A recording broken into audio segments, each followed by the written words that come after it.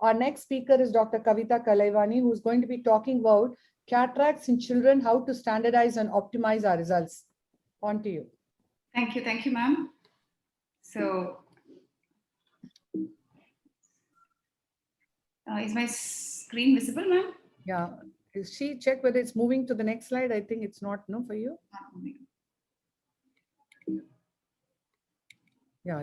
Yes. So cataract and children, how to standardize and optimize. That's what, so why do we need to know this? Why do we have to have a standard, of course? So the dilemmas when it comes to pediatric cataracts is, it starts from, because adult cataracts and pediatric cataracts are extremely different in every way possible. And even juvenile and infantile cataracts are very different. Unilateral versus bilateral cataracts different.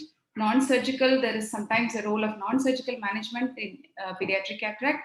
And we have to decide whether IOL has to be implanted or not, and early versus late. So there are a lot of controversies and dilemmas. So we need to have a consensus. So that's why this issue.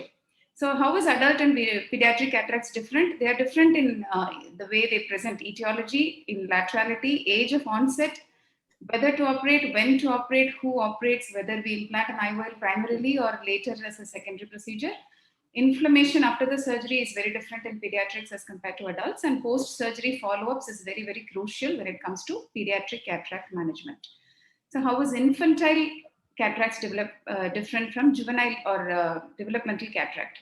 So as we know that pediatric eyes, especially first 24 months of age, there is a maximum myopic shift happening. And many of these situations, when they present with cataract at that age, they can be associated with microcornea, PHPV, and other ocular abnormalities. And surgical expertise can be more challenging when it comes to managing an infant with cataract than in an older child. And of course, anesthesia-related issues also come into play.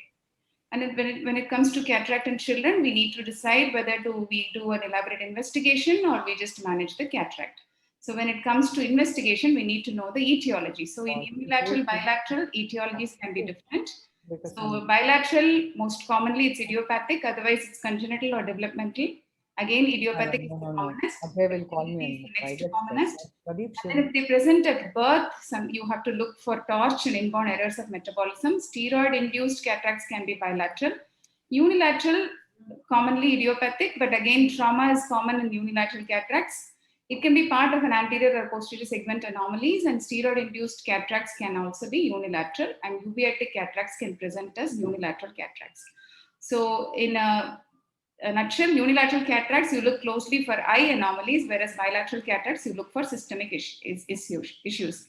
So to operate or not operate, is this even a question? Yes. When we do face this question, when there are no symptoms, sometimes pediatric cataracts can be just an incidental finding. They may not have any symptoms, at least in the initial stages. It can be bilateral symmetrical cataract. Then we decide whether to operate immediately or not.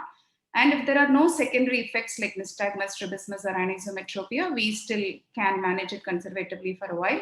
And when it is non-progressive.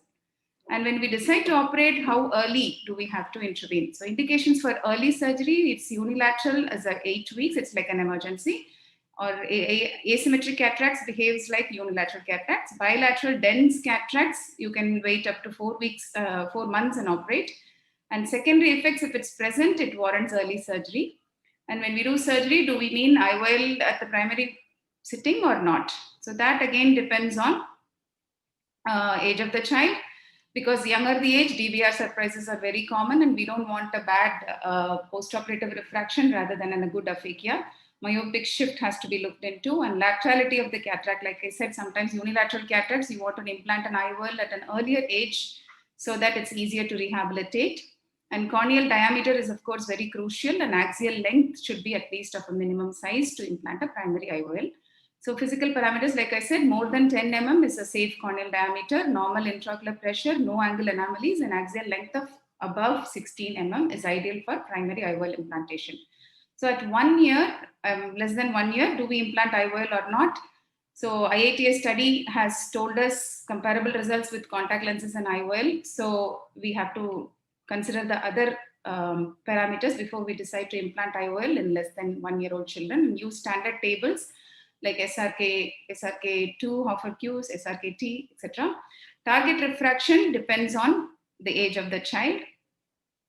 So we use standard target refraction for as young as possible. Even 4 to 6 weeks, we aim at 8 diopter of residual hypermetropia. And after 2 years, we can undercorrect by 20%, and above 4 years, up to 4 years, above undercorrect by 10%. After 8 years, we aim for emetropia.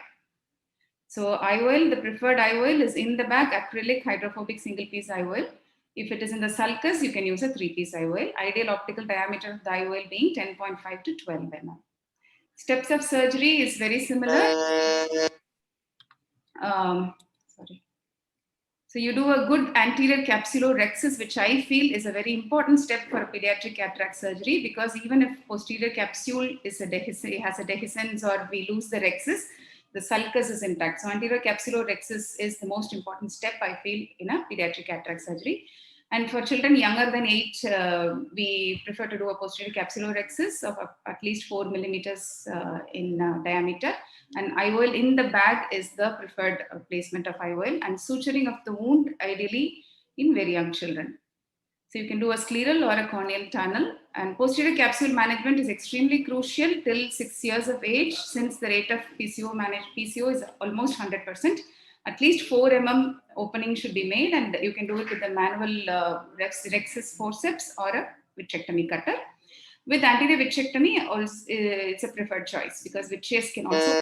So anterior vitrectomy, it is a time-tested option, easy to perform, extremely safe, extremely effective, and it's the gold standard. But optic capture is again another technique which can also prevent equally PCO formation after surgery. Sorry to interrupt, ma'am. I request you to please sum up. This is the last step. So once surgery is over, of course, amblyopia management and the glasses refractive correction is extremely important. So now, do we have a consensus? So yes, primary IOL implantation is extremely safe above the age of 2 or even 1 now. And standard IOL formulas can be used with a target refraction of undercorrection up to the age of 8. And PMMA lenses acrylic lenses are fully replaced now, and placement of the lens in the bag is the preferred choice, and PC management till the age of 8.